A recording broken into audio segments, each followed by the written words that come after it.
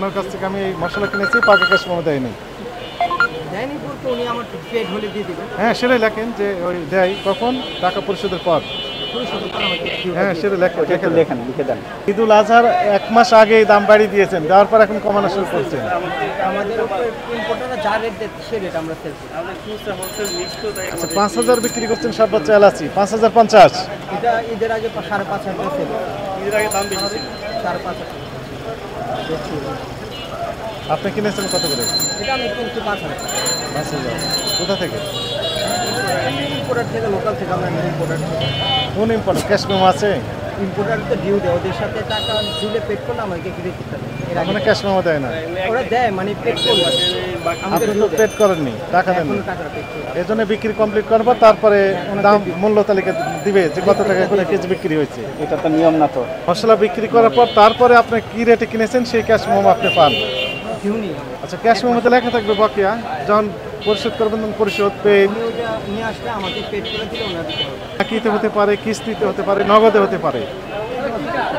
পণ্য ক্রয় বিক্রয় 3 ভাবেই হতে পারে, বাকিতে, কিস্তিতে, নগদে, অথবা আংশিক বাকি, আংশিক নগদ।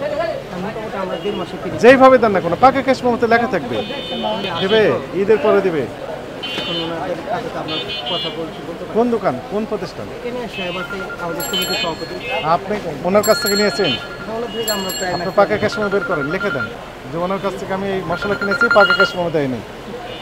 দেয়নি বলতে উনি আমার পেড হলে দিয়ে দিবেন। হ্যাঁ, সেটাই লেখেন যে ওই দেয় কখন, টাকা পরিশোধের পর। হ্যাঁ, সেটা লেখেন, লিখে দেন। লিখে দেন।